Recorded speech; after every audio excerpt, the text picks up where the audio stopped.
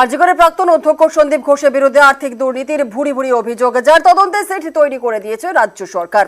আরজিকরের প্রাক্তন deputy super Akhtar Ali চান তদন্ত করুক কেন্দ্রীয় এজেন্সি ইডি, আর এই আবেদন জানিয়ে তিনি হাইকোর্টে মামলা করেছেন। আরজিকরে চিকিৎসককে ধর্ষণ খুনের ঘটনায় তদন্ত করছে সিবিআই। এবার কি আরজিকরের প্রাক্তন অধ্যক্ষের বিরুদ্ধে ওঠা আর্থিক দুর্নীতির অভিযোগে তদন্তে নামবে ইডি? এই প্রশ্নটা উঠছে, কারণ ইডি তদন্ত চেয়ে কলকাতা হাইকোর্টে মামলা করেছেন আরজিকরের প্রাক্তন ডেপুটি সুপার আখতার আলী।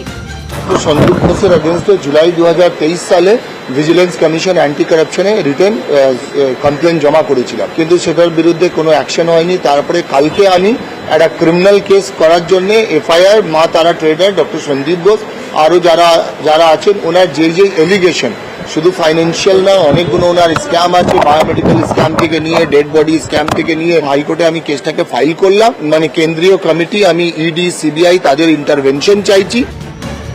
গত বছর ভিজিলেন্স কমিশন এবং রাজ্যের দুর্নীতি দমন শাখায় সন্দীপ ঘোষের বিরুদ্ধে অভিযোগ দায়ের করেন আখতার আলী। এতে অবশ্য কাজের কাজ কিছু হয়নি, উল্টে সন্দীপ ঘোষ প্রভাব খাটিয়ে আখতার আলীকে বদলি করিয়ে দেন বলে অভিযোগ।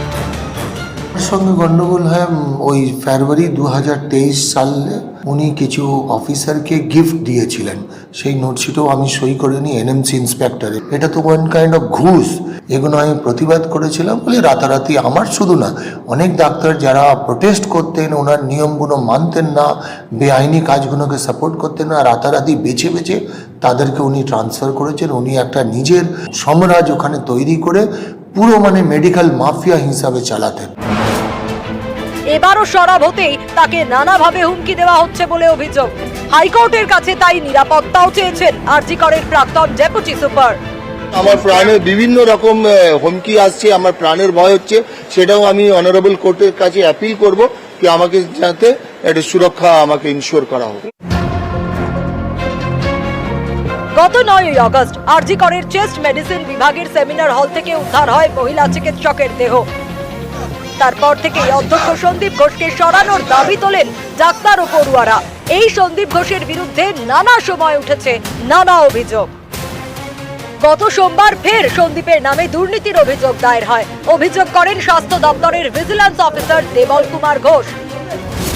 এই অভিযোগের প্রেক্ষিতে সন্দীপ ঘোষের বিরুদ্ধে সোমবার এফআইআর করে টালা থানার পুলিশ।